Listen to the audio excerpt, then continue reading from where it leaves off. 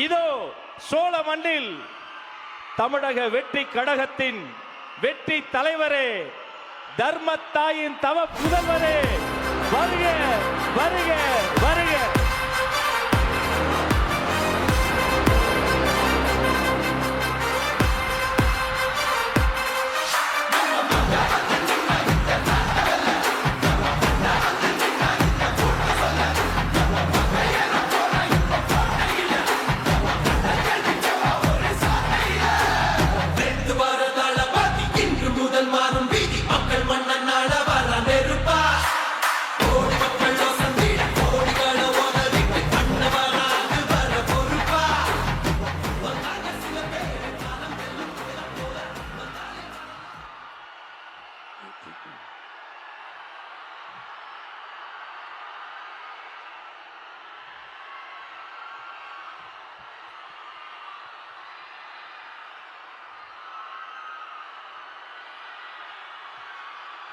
நன்றி நன்றி நன்றி.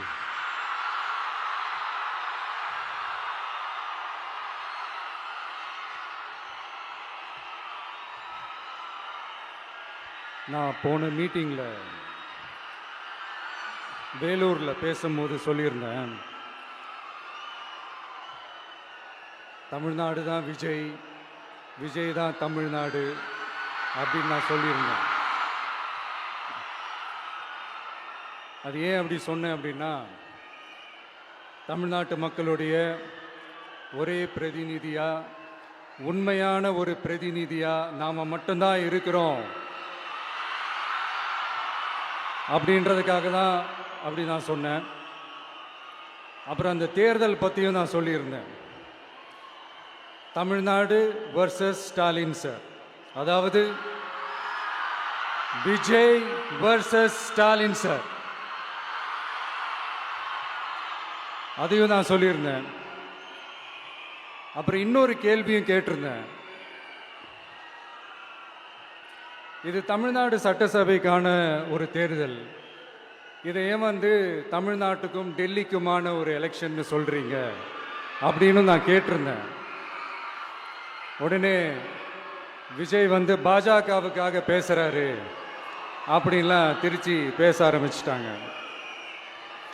அப்புறம் ரெகுலராக ஒன்று பண்ணுவாங்கல்ல, நம்மளுடைய சிறுபான்மை சகோதரர்களை பயமுறுத்தி பயமுறுத்தி ஒரு ஏமாத்து வேலை ஒன்று செய்வாங்கல்ல, அது இனிமே அவங்களால தொடர்ந்து செய்ய முடியாதுன்னு அவங்களுக்கு தெரிஞ்சு போச்சு. அதனால தான் நான் என்ன பேசினாலும் அதை திருச்சி பேசுறது, அந்த தில்லு முள்ளு வேலைகள்லாம் அவங்க செய்ய ஆரம்பிச்சிட்டாங்க. சென்னையில் டெல்லி டெல்லின்னு கூவுறதும், அடிக்கிற கொள்ளைக்கு ரைடு வந்துட்டா டெல்லிக்கு வெள்ளை கொடை பிடிக்கிறதும்,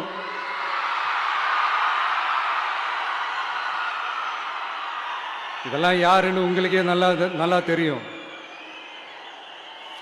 தமிழ்நாட்டை காப்பாற்றுறது திமுக தான், தமிழ்நாட்டை பிழைக்க வைக்கிறது திமுக தான், இதெல்லாமே பண்ணுறது திமுக தான், ஸ்டாலின் சார் தான். இதெல்லாம் ஒர்க் அவுட்டே ஆகாது பாஸ்.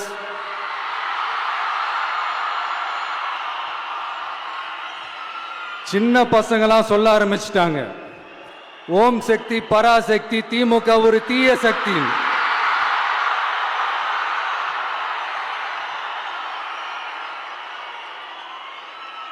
அதனால இந்த தமிழ்நாடு இன்னொன்று வேற ஒன்று சொல்றாங்க. அது என்னடான்னா, தமிழ்நாட்டு அணி டெல்லி அணியா. கிரிக்கெட்ல கூட தமிழ்நாட்டு அணியை டெல்லி அணியால தொட்டு கூட பார்க்க முடியாது.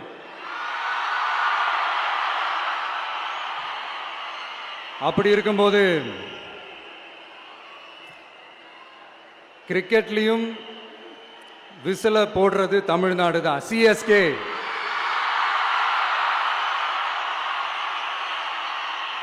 வரப்போற எலெக்ஷன்லயும் விசில போட போறது நம்ம டிவிக்கே தான். தமிழ்நாடு தான் டிவிக்கே, டிவிக்கே தான் தமிழ்நாடு. இந்த அணி அந்த அணி டெல்லி அணி இதெல்லாம் அனைத்தும் உடைஞ்சி நொறுங்கும், டிவிக்கே அடிச்சு நொறுக்கும்.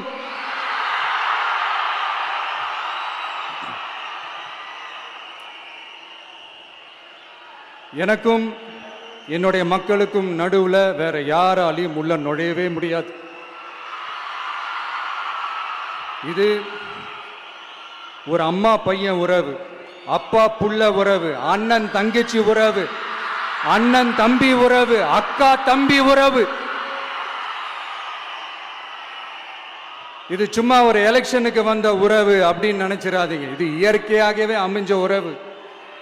இது எவ்வளவு டீப்பான உறவுன்றது நான் உணர்ந்திருக்கிறேன். அதே மாதிரி நம்ம தமிழ்நாடு மக்களும் இதை உணர்ந்து இருக்கிறாங்க. இன்னும் சிம்பிளா சொல்லணும்னா, மற்றவங்களுக்கு வேணா இது எலெக்ஷன், ஆனா எனக்கும் என்ன நேசிக்கிற மக்களுக்கும் it is an emotion.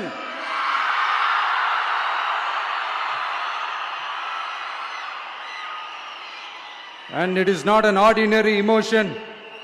It is a powerful oceanic emotion. இப்படி இருக்கும்போது வீட்டுக்கு வீடு விஜய், தமிழ்நாட்டுக்காக விஜய், வெற்றி பேரணியில் தமிழ்நாடு, இதெல்லாமே 100% இந்த எலெக்ஷன்ல அது ப்ரூவ் ஆகும்.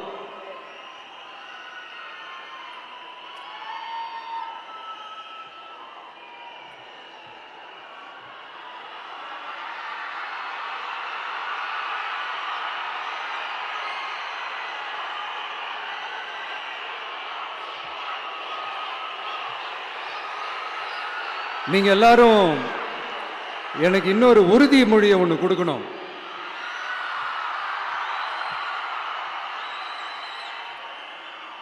ஊழலற்ற உண்மையான சமூக நீதியை நிலைநாட்ட நம்ம ஆட்சியை அமைப்பீங்க தானே?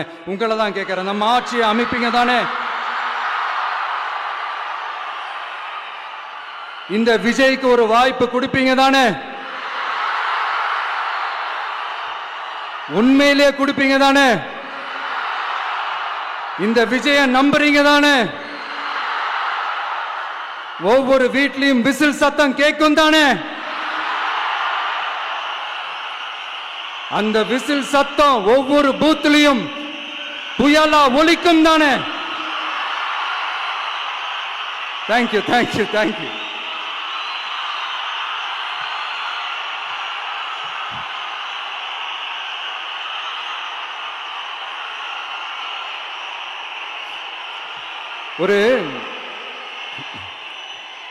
ஒரு டாக்டர் இருக்காருன்னா நாம எப்போ அவரை பத்தி யோசிப்போம்?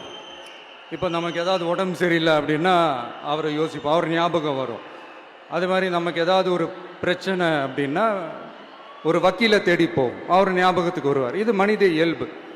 அந்தந்த பிரச்சனை வரும்போது நம்ம அவங்கவுங்கள தேடி போவோம். ஆனால் ஆன் அ டெய்லி பேசிஸ் நம்ம சும்மா சாப்பிடும் போது கூட நம்மளை அறியாமல் ஒருத்தவங்களை பற்றி நினைப்போம், நம்மளை அறியாமல் அவங்களுக்கு நாம் நன்றி சொல்லுவோம். அந்த மதிப்பிற்குரிய அந்த மனிதர்கள் வேற யாரும் இல்லை, விவசாயி, விவசாயி, விவசாயி.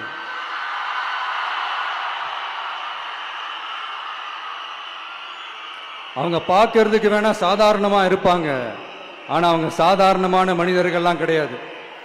இந்த உலகத்தையும் மனிதர்களையும் படைச்சது கடவுள்னு சொல்லுவாங்க, ஆனா அந்த கடவுளுக்கே படையல் போடுற உயர்ந்த மனிதர்கள் தான் நம்ம விவசாயிகள்.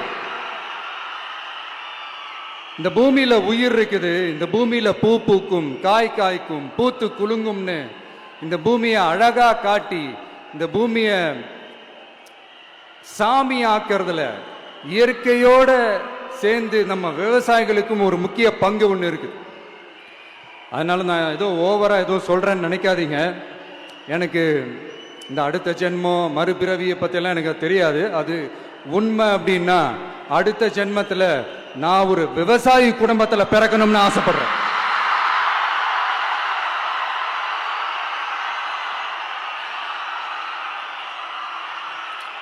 எனக்கு விவசாயத்தை பற்றி டீட்டெயில்டாக தெரியாது தான், நான் ஒத்துக்கிறேன். அதனால மற்றவங்க மாதிரி நானும் டெல்டாக்காரன் தான் அப்படின்னு உங்க காதுல டால்டா ஊத்தலாம் நான் வரல. எனக்கு விவசாயத்தை பத்தி டீட்டெயில்டா தெரியலனா கூட அவங்க படுற கஷ்டங்களை பத்தி எனக்கு நல்லாவே தெரியும். நம்மளுடைய முதல் அரசியல் பயணம் தொடங்கினதே அந்த பரந்தூர் விஷயத்தை கையில் எடுத்து தான். அதனால நம்மளுடைய இந்த ஆட்சி அமைஞ்சதும் தீர்க்க வேண்டிய முக்கியமான பிரச்சனைகள்ல நம்மளோட விவசாய பிரச்சனைகளும் ஒன்று. முதல்வர் அவர்களுக்கு இந்த மாதிரி நீங்கள் அது செஞ்சிட்டேன் இது செஞ்சிட்டேன் அப்படின்னு நிறையா பெருமையாக சொல்லிக்கிறீங்களே, ஒரு அடிப்படை ஒரு பிரச்சனையை பற்றி ஒன்று பேசுவோமா? கொஞ்ச நாளைக்கு முன்னாடி ஐநா சபை ஒரு ரிப்போர்ட் ஒன்று வெளியிட்டிருந்தாங்க. அது கூட தினத்தந்தி நியூஸில் கூட வந்துச்சு. உடனே கூகுள் பண்ணி எதுவும் தேடாதீங்க, உங்கள் ஏஜென்சி வச்சு எதுவும் சர்வே கிருவே எடுக்காதீங்க. எதுக்கு உங்களுக்கு சிரமம்? நானே என்னன்னு சொல்கிறேன். தண்ணீர் திவால் அப்படின்ற அந்த தலைப்பில் தண்ணியே இல்லாமல் திவால் ஆக போகுது அப்படின்ற அந்த கட்டுரை படிக்கும் போது உண்மையிலேயே மனசுக்கு ரொம்ப பகீர்னு இருந்தது. இந்தியாவிலேயே அது முக்கியமாக நம்ம தமிழ்நாட்டில் இன்னும் கொஞ்ச காலத்திலேயே தண்ணியே இல்லாமல் திவாலாக போகுதான். அதுக்கு காரணம் நிலத்தடி நீரை பாதுகாக்காமல் விட்டது தான் காரணமா.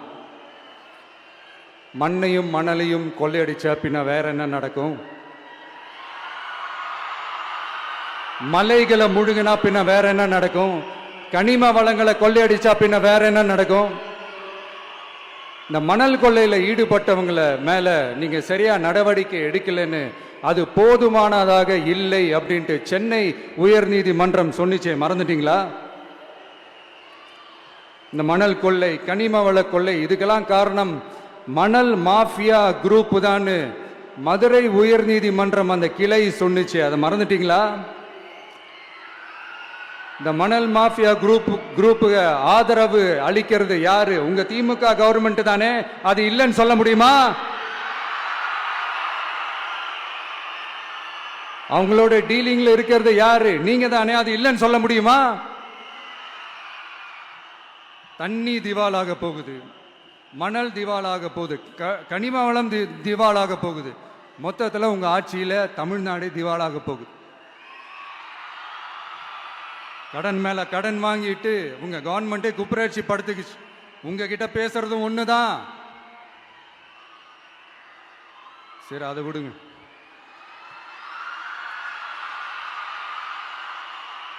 நம்ம விவசாயிகள் கஷ்டப்பட்டு விளைய வச்ச அந்த நெல்லெல்லாம் மழையில நனைஞ்சி வீணா போச்சே. டெல்டாக்காரன்னு சொல்லிக்கிற நீங்க அதை எதாவது கவனிச்சிங்களா?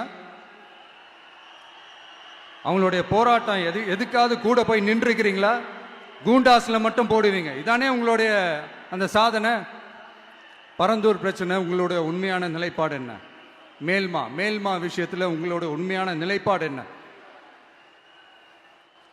தமிழகத்தில் இருக்கிற எல்லா ஆறுகளையும் இணைப்போம், இந்தியாவிலேயே நாங்கள் தான் அதை பற்றி ஃபர்ஸ்ட் யோசித்தோம் அப்படின்னு பெருமையாக சொல்லிக்கிற இந்த திமுக கவர்மெண்ட் அவங்களுடைய நாக் என்னன்னு சொல்லவா? இந்த மாதிரி பெரிய பெரிய திட்டங்கள்லாம் ஆட்சிக்கு வந்த உடனே செய்ய மாட்டாங்க. அந்த ஆட்சி முடிகிற டைமில், அந்த கடைசி 6 மாதம், அந்த 1 வருஷம், அந்த 1.5 வருஷத்தில் அதுக்கான திட்டத்தை கொண்டு வருவாங்க, அதுக்கான அடிக்கலை நாட்டுவாங்க. அதுக்கப்புறம் எலெக்ஷன் வரும், தோத்துருவாங்க. கேட்டால் எங்கள் ஆட்சி தான் முடிஞ்சிருச்சே அப்படின்னு நாடகம் ஆடுவாங்க. இல்லை, நான் தெரியாமல் தான் கேட்குறேன். மக்கள் மேலே உங்களுக்கு உண்மையிலே அந்த அக்கறை இருந்துச்சுன்னா ஆட்சிக்கு வந்த உடனே இந்த மாதிரி பெரிய பெரிய திட்டங்கள்லாம் ஸ்டார்ட் பண்ண வேண்டியது தானே. அதனால் ஆட்சி முடியும் போது அடிக்கல் நாட்டுறது. ஓட்டுக்காக என்னென்னலாம் பேசுவீங்க, ஆனால் மக்கள் இதெல்லாம் நம்புறதுக்கு அவங்க ஏமாளிங்க நினச்சிங்களா? மக்களே, நம்மளுடைய ஆட்சி அமைஞ்சதும் இந்த மாதிரி பெரிய பெரிய திட்டங்கள்லாம் உடனே ஸ்டார்ட் பண்ணுவோம். அதை அந்த 5 வருஷத்துக்குள்ள அதை முடிக்கவும் ட்ரை பண்ணுவோம். ஸோ இப்படிலாம் நம்ம பேசினா காவிரி பிரச்சனையில் உன் கருத்து என்ன, முல்லை பெரியார் பிரச்சனையில் உன் கருத்து என்ன, இப்படிலாம் அதெல்லாம் பற்றி உனக்கு என்ன தெரியுமா அப்படின்னு கேட்க ஆரம்பிச்சிருவாங்க. ஐயா, உலக மகா மேதைகளே, ROV, ரிமோட்லி ஆப்ரேட்டட் வெஹிக்கிள், அதை வச்சு தண்ணிக்குள்ளேயே போய் அணைகளோட உறுதித்தன்மையை ஆராய்ச்சி பார்க்குற வரைக்கும் நான் எல்லாம் தெரிஞ்சுதான் வச்சிருக்கிறேன். ஒருத்தன் சைலண்டா இருக்கான், அமைதியா இருக்கான்னா உடனே அவனுக்கு எதுவுமே தெரியாதுன்னு நினைச்சிடாதீங்க. சும்மா கருத்து சொல்லிக்கிட்டு கம்பு சுத்திக்கிட்டு இருந்தா எல்லாமே நடந்துருமா? நசன் பேசி அதை கேட்டு மக்கள் வெறுத்து போயிட்டாங்க. உருப்படியா ஏதாவது யோசிங்கயான்னு மக்கள் நினைக்கிறத யாருக்கு தெரியுதோ தெரியலையோ, எனக்கு அது நல்லாவே தெரியுது. உரிய இடத்துக்கு போய் சம்பந்தப்பட்டவங்களோட பேசி அதுக்கான சொல்யூஷன் என்னன்னு தெரிஞ்சுக்கிட்டு அதை ப்ராப்பரா எக்ஸிக்யூட் பண்ணணும். அடுத்து நம்மளுடைய கடல் விவசாயிகளான நம்மளுடைய மீனவர்களுடைய பிரச்சனைக்கு அப்பப்போ எந்திரிச்சு கடிதம் எழுதிட்டு திரும்ப தூங்க போயிடுவார். அவ்வளோதான், அதோட அது அப்படியே கிடக்கும். மானே தேனே பொன்மானே இப்படிலாம் கடிதம் எழுதுறதெல்லாம் வேலைக்கே ஆகாது. ஒன்றிய அரசுக்கு அந்த உண்மையான உணர்வு பூர்வமான அந்த அழுத்தத்தை கொடுக்கணும். நம்ம மீனவர்கள் மேல அவங்க கையே வைக்கக்கூடாது, கையே வைக்க விடக்கூடாது. அவங்களுக்கான அந்த பாதுகாப்பு பக்காவா இருக்கணும். அதுதான் நம்மளுடைய ஒரே அஜெண்டா. மீனவர்களே, அடுத்து நம்மளுடைய ஆட்சி தான். கவலைப்படாதீங்க, தைரியமா இருங்க, உங்களுக்கான பாதுகாப்பு பக்காவா இருக்கும். இப்படி இருக்கும்போது அடுத்ததும் நாங்க தான் அப்படின்னு சிஎம் சார் சொல்லுவாங்க. அதெல்லாம் நடக்கவே நடக்காது. 2வது முறை வந்ததெல்லாம் சரித்திரமே கிடையாது. இந்த சைனால கிரேட் வால் ஆஃப் சைனா கேள்விப்பட்டிருப்பீங்க. அதோடைய நீளத்தை விட பெரிய டாஸ்க் இது. ஆனானப்பட்ட அவங்க அப்பாவாலே முடியல.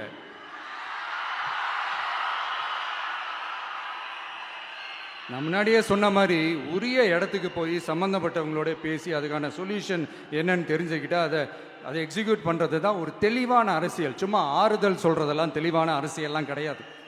அதெல்லாம் ஒரு ஹம்பக் அரசியல். அரசியலுக்கு வந்துட்டா கலெக்ஷன் பார்க்கலாம் அப்படின்றதெல்லாம் அரசியல் கிடையாது. உண்மையிலே மக்களுக்கான அந்த உழைப்பு இருக்கணும். அதனால தான் நாம் அரசியலுக்கு வந்திருக்கிறோம். இது எதிரிங்களுக்கு நல்லாவே தெரியும்.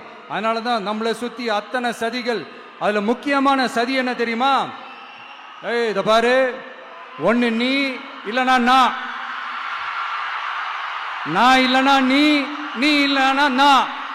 நமக்குள்ள வேற எவனும் நடுவில் வந்துடக்கூடாது. நாம 2 பேரால மட்டும்தான் மக்களை ஈஸியா ஏமாத்த முடியும். இந்த விஜய் வந்ததுனால நமக்கு பொழப்பே போச்சு.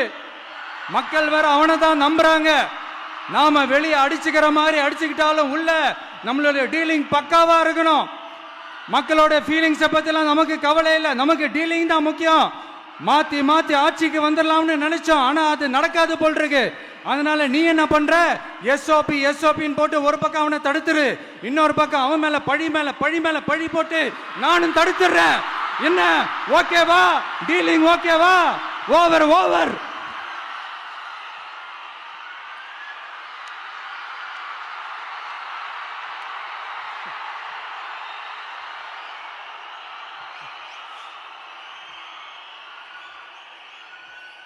இல்லைங்க, உண்மையிலேயே சிரிக்கிறதா என்ன பண்றதுன்னு எனக்கு தெரியல. உண்மையிலே இப்படிதான் இருக்கு அவங்க டீலிங்லாம்.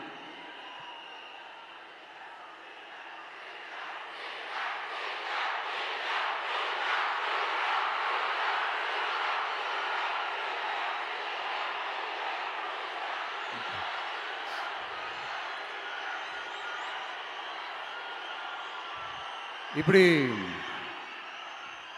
பழி மேல பழி போட்டு கரூர்ல ஆரம்பிச்சு நம்ம ஜனநாயகன் படம் ரிலீஸ் வரைக்கும். ஆனா அந்த ரிலீஸ் பிரச்சனையில நிறைய பேர் குரல் கொடுத்தாங்க. முக்கியமா நம்மளுடைய முதல்வர் அவர்கள் கூட பூசி மொழிகி பட்டும் படாம குரல் கொடுத்தாங்க. But what ever it is, குரல் கொடுத்த அவங்களுக்கும் மற்றவங்க எல்லாருக்கும் இந்த நேரத்தில் என்னுடைய நன்றியை தெரிவிச்சுக்கிறேன். இப்படி நம்ம வெளிப்படையாக பேசுறதுனால சிஎம் சாரோட மனநிலை இப்போ எப்படி இருக்கும் தெரியுமா? ஏற்கனவே கட்சிக்காரங்க தொல்லை தாங்க முடியல, தூங்க விட மாட்டேறாங்க. இந்த விஜயம் வந்து தூங்க விட மாட்டான். நம்ம பாட்டுக்கு ஹைவேல சைக்கிள்ல சோலாவா போலான்னு நினைச்சோம். இவன் நாடானா மக்கள் சக்தியோட வந்துட்டு இருக்கான். இவன் தான் கேள்வி கேட்கறான்னு பார்த்தா மக்களையும் கேள்வி கேட்க வைக்கிறான். 1000 ரூபாய் கொடுத்துட்டு இருந்தோம், 5000 ரூபாய் கொடுத்து ஏமாத்தலான்னு பார்த்தா அதையும் கேள்வி கேட்க வைக்கிறான். விசில் சத்தம் வேற விண்ண முட்டுது. கூட்டணி கட்சிகள் தொல்லை வேற தாங்க முடியல. இவன் பண்ற பிரச்சாரத்தையாத்த முடக்கலான்னு பார்த்தா அப்பவும் மக்கள் அவன் பின்னாடி தான் நிக்கிறாங்க. என்ன பண்றது ஏது பண்றதுன்னு தெரியாத ஒரு மனநிலையில இருப்பாரு. ஆனா சார், நீங்க இந்த விஜயம் முடக்கலாம், ஆனா ஒவ்வொரு வீட்டில் இருக்கிற ஒவ்வொரு விஜயையும் உங்களால முடக்கவே முடியாது.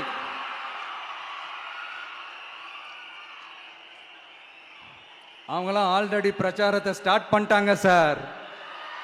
வீட்லயே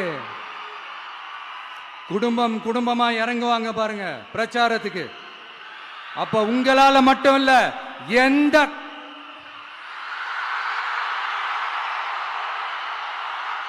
யாராலையும் தடுக்க முடியாது.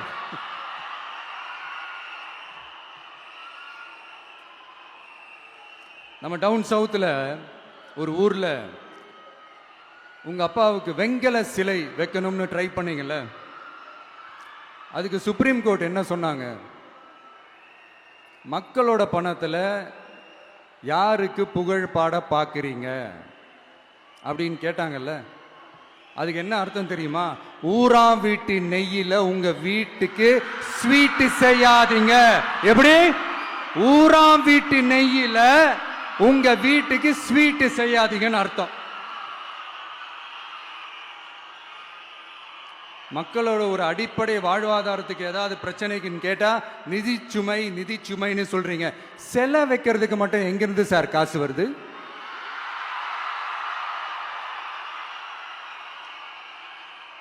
முதல்ல மக்களுக்கு அந்த சோறுக்கு வழி பாருங்க சார். செலை வைக்கிறத பத்திலாம் அப்புறமா யோசிக்கலாம்.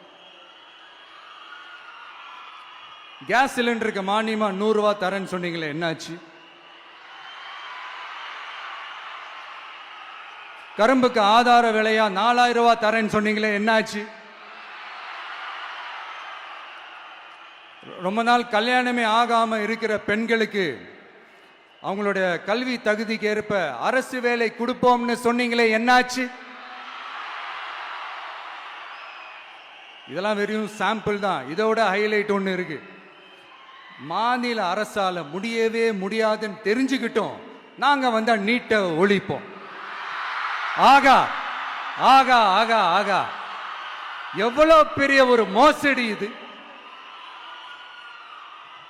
கேட்டா நாங்க தான் முன்மாதிரி ஆட்சின்னு சொல்லுவாங்க. மோசடி ஆட்சி. மோசமானவங்களே முக்கியமானவங்க கேள்விப்பட்டிருக்கிறீங்களா? அந்த மாதிரி மோசடி ஆட்சியிலே முக்கியமான ஆட்சி இந்த திமுக ஆட்சி. மக்களே, மக்களை நேசிக்கிற விஜய் வேணுமா? மக்கள் விரோத ஆட்சி நடத்துற ஸ்டாலின் சார் வேணுமா?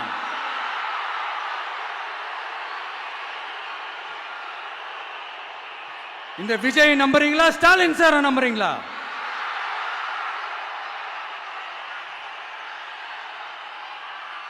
இந்த சத்தத்துக்கு அர்த்தம் தெரியுமா சார்? ஸ்டாலின் தொடரட்டும் அப்படின்னு அர்த்தம் கிடையாது. தீய சக்தி திமுக ஆட்சி மறையட்டும், தூய சக்தி டிவிகே ஆட்சி வரட்டும். நானும் உதிக்கட்டும்னு சொல்லாம்னு நினைச்சேன், பார்த்தா அதை வேற திருச்சி பேச ஆரம்பிச்சிருவாங்க. திருநெல்வேலியில், நாங்குநேரியில் இப்போ ரீசெண்டா ஒரே லைன்ல சொல்லணும்னா, நம்ம நண்பர் ஒருத்தர் ட்வீட் போட்டிருந்தாரு, அதையே சொல்றேன். ஸ்டாலின் தொடரட்டும், சட்டம் ஒழுங்கு சந்தி சிரிக்கட்டும். இதுதான் அந்த பிரச்சனைக்கு ஒரே லைன்.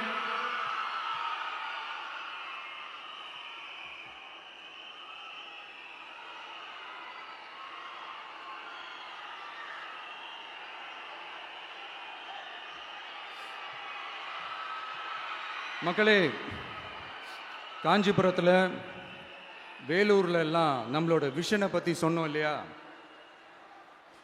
அதே மாதிரி இங்கேயும் சில விஷன்ஸை சொல்லணும். இது மற்றவங்க மாதிரி தேர்தல் வாக்குறுதின்னு சொல்லி ஏமாத்துறது கிடையாது. நம்மளை நம்புற மக்களுக்கு நம்பிக்கை தர்றது.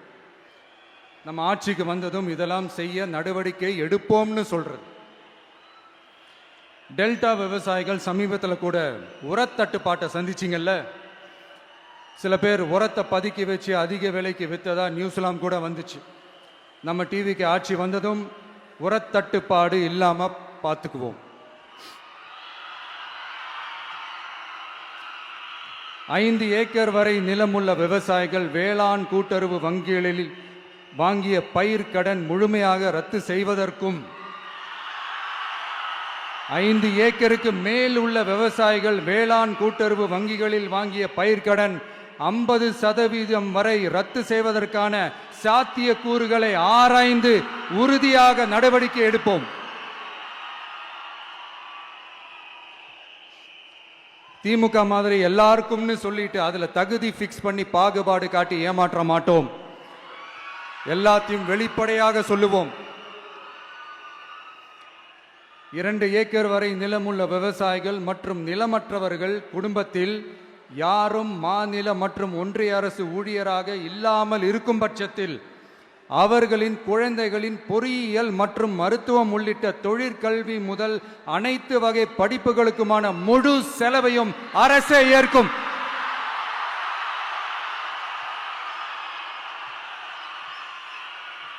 விவசாயிகளின் விருப்பத்திற்கு எதிராக எந்த திட்டமாக இருந்தாலும், ஒன்றிய அரசின் நெருக்கடியே இருந்தாலும் அந்த திட்டத்தை உங்களுடைய டிவிகே ஆட்சி முழுமையாக நிராகரிக்கும். எப்போதும் விவசாயிகளின் பக்கமே நம் ஆட்சி நிற்கும். கொள்முதல் நிலையங்களில் முறையாக நெல் மூட்டைகள் பாதுகாக்கப்படும். நெல் முளைத்து வீணாவதை பார்த்து கொண்டு நமது அரசு சும்மா இருக்காது. போதுமான கொள்முதல் நிலைய வசதிகள் ஏற்படுத்தப்படும். அதே போல கொள்முதல் நிலையங்களில் கொள்முதல் செய்வதற்கோ மூட்டை ஏற்றி இறக்கவோ ஒரு பைசா கமிஷன் வாங்காமல் பார்த்து கொள்ளப்படும். அப்படி கமிஷன் வாங்குவது யாராக இருந்தாலும் கடும் நடவடிக்கை எடுக்கப்படும்.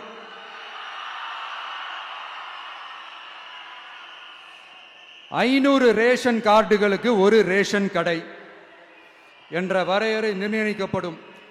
கிராமங்களிலும் எடையாளர் நியமிக்கப்படுவார். பெண் விற்பனையாளருக்கு பெண் எடையாளர், ஆண் விற்பனையாளருக்கு ஆண் எடையாளர் என்பது பின்பற்றப்படும்.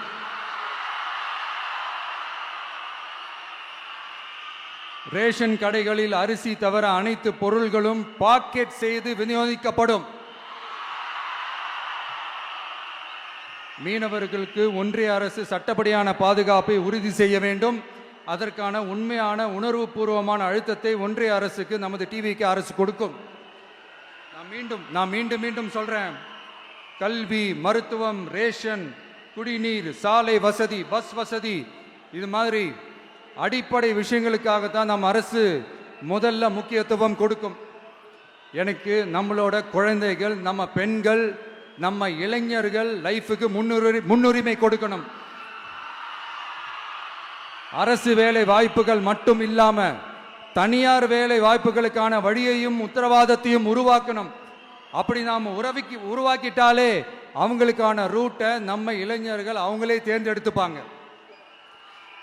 இத்தனை கோடி அத்தனை கோடி ஒப்பந்தம்னு சொல்லி விளம்பரம் மட்டும் செய்யாம உண்மையான ஒப்பந்தம் போட்டு வெள்ளை அறிக்கை வெளியிட்டு அதை செயல்படுத்தினாலே போதும், எல்லாம் தன்னாலே நடக்கும். இங்க என்னனையும் சொல்ல நினைக்கிறேன். இங்க அடுத்து நாங்க தான் நெஞ்ச நிமித்திரி கூவுற யாராச்சும் நாங்க ஊழலே செய்யாதவங்கன்னோ ஊழல் செய்யவே மாட்டோம்னோ நெஞ்ச தொட்டு மனசாட்சியோட சொல்ல முடியுமா? ஆனா நாம இன்னைக்கு இல்ல, ஆட்சிக்கு வந்ததுக்கு அப்புறமும் ஓப்பனா தில்லா கட்ஸா சொல்லுவோம். ஊழல் லஞ்சம் இல்லாத ஒரு ஆட்சியை கொடுக்க உண்மையா ட்ரை பண்ணாலே போதும், எல்லாம் தன்னாலே நல்லா நடக்கும். எல்லாரும் கொஞ்சம் கை இப்படி வைங்களேன். எங்க ஓட்டு எங்க உரிமை. எங்களை யாரும் விலைக்கு வாங்க முடியாது. எங்க ஓட்டு விசில் சின்னத்துக்கு தான். யாரையும் நம்பி ஏமாற மாட்டோம். எங்க வார்த்தையிலிருந்து மாற மாட்டோம். இது நிஜம். தேங்க்யூ.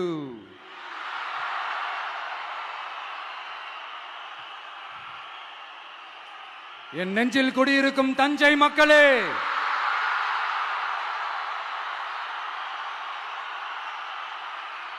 என் நெஞ்சில் குடியிருக்கும் வேலூர் மக்களே, வேலூர்ல இதை நான் சொல்ல மறந்துட்டேன். சாரி, உங்களுக்காக இங்க நான் சொல்றேன். உங்களோட நான் இருக்கேன், நம்மளோட நம்ம மக்கள் இருக்கிறாங்க. இதுக்கு மேல என்ன வேணும்? கான்பிடென்ட்டா இருங்க, நல்லதே நடக்கும், வெற்றி நிச்சயம். மீண்டும் சந்திக்கும் வரை நன்றி, வணக்கம்.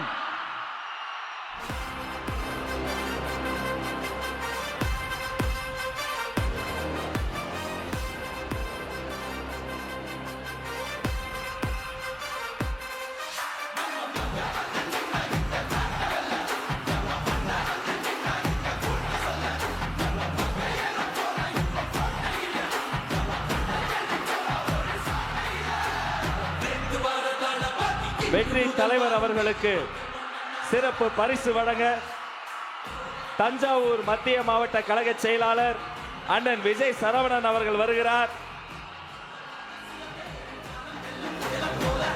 நெற்கதிரை, வெற்றி கழக கொடி சுற்றிய நெற்கதிரை உயர்த்து பிடிக்கிறார்கள். அந்த கதிர் போல வளரட்டும் கழகம். சோளத்தில் செய்த வெற்றி மாலை விவசாய மண்ணை வணங்கி வெற்றி தலைவர் உங்கள் முன்னால் உயர்த்தி பிடிக்கிறார்.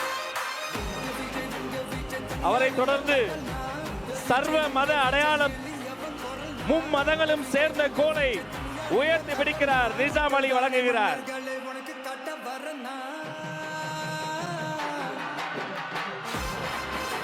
அவரை தொடர்ந்து மதன் அவர்கள் வழங்கக்கூடிய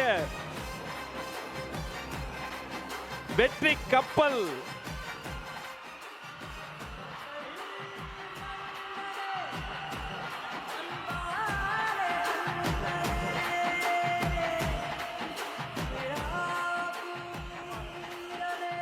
அவரை தொடர்ந்து ரமேஷ் அவர்கள் நெற்கதிரை, பச்சை நெற்கதிரை பச்சை ஆடை சுற்றி இந்த பச்சை தமிழனுக்கு வழங்குகிறார்.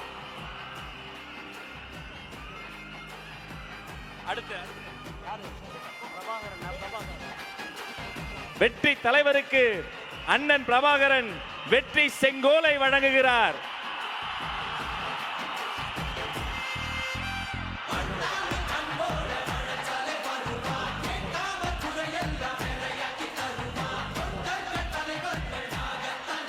வினோத் ரவி அவர்கள் வாய்மையே வெல்லும், ஒரு சிங்கத்தின் கையில் சிங்கத்தையே தருகிறார்.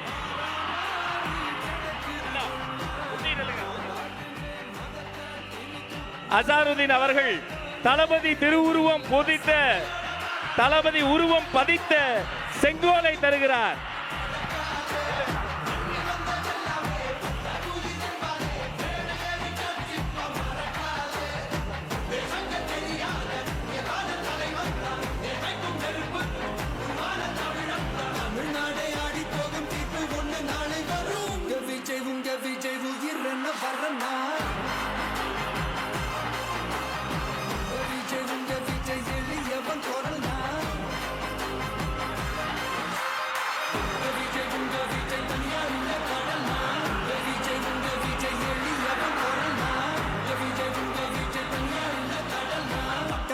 மன்னர்களே உனக்கு கட்ட வரனா